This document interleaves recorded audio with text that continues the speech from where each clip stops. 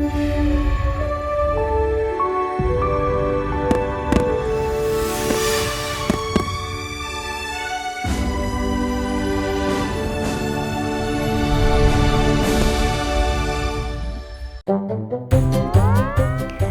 pozdravljeni in dobrodošli v mojem knjižnem kotičku.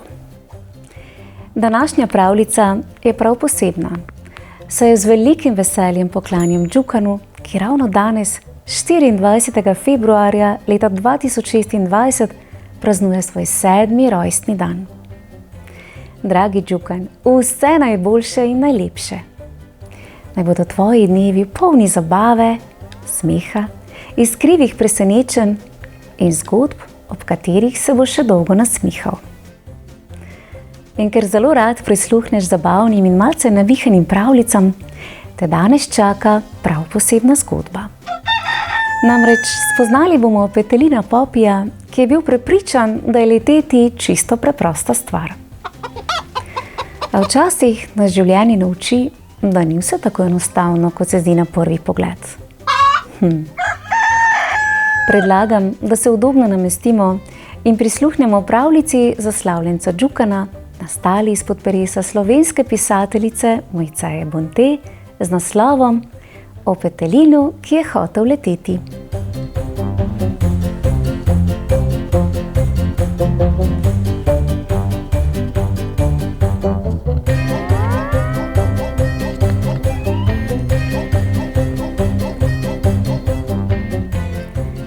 Petelin Popi je zdolgočaseno postopal po kmetiji in opazoval, kaj počnejo živali.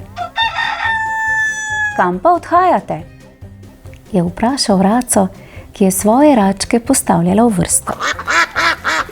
Na račjo pečino, mu je rekla raca. Učile se bodo leteti. Petelinu Popiju se je to zdelo nadvse zanimivo. Z vami grem, se je odločil. In so šli. Na vrhu pečine je mama raca račke podučila, kako morajo leteti. Najprej močno razprite peruti. Nekajkrat zaprhutajte na mestu, da se ogrejete, nato pa tecite proti robu, dokler vam ne zmanjka tal pod nogami. Ko boste v zraku, nožice skrite pod perje in se prepustite vetru. Ga? In kako se spustimo spet na tla? Je zanimalo najmanjšo račko. Zmeraj počasneje mahajte s perutmi, je rekla mama raca. Teža vašega telesa vas bo vlekla k tlom. In potem jim je pokazala, kako naj to storijo. Poletela je čez pečino, se dvignila visoko v zrak in se spet spustila na tla.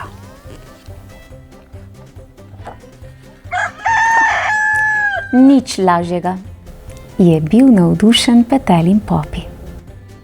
To zmore vsak, kdor ima peruti.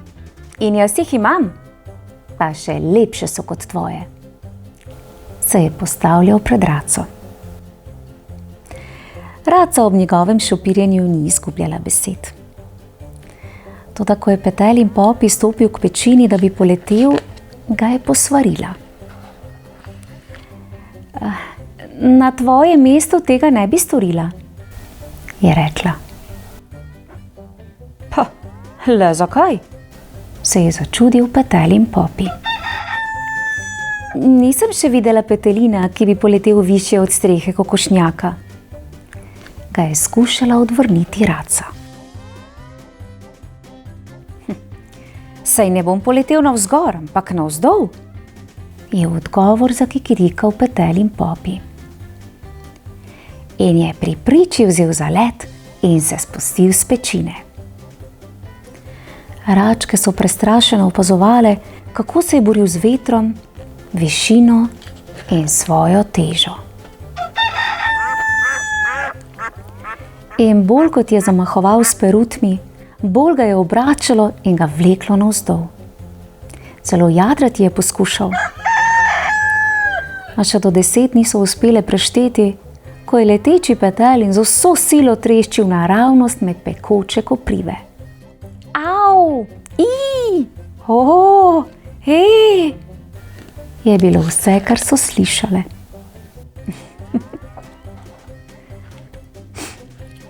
Zdaj mu pa hitro priletimo na pomoč, je svojim račkam, potem ko jim je razložila, zakaj petelini ne morejo leteti, naročila raca. In račke so druga za drugo varno poletele s pečine. Si še v enem kosu? Je zanimalo raco, potem ko je petelin v Popiju pomagala iz pekoče kopeli. Petelin Popi, ki se je otepal vseh mogočih bolečin, pa je jezno zabrusil. Tvoji nasveti o letenju niso samo neuporabni, ampak tudi nadvse nevarni. Prav imaš, mu je pritrdila raca. Uporabni in varni so samo za race, ne pa za peteline. In tako se je zgodilo. Petelin Popi se še do danes ni sprijaznil, da je ptič, ki ne leti. Zato pa mu njegova petelinja domišljavost narekuje, da svoje perje kljub vsemu ponosno razkazuje.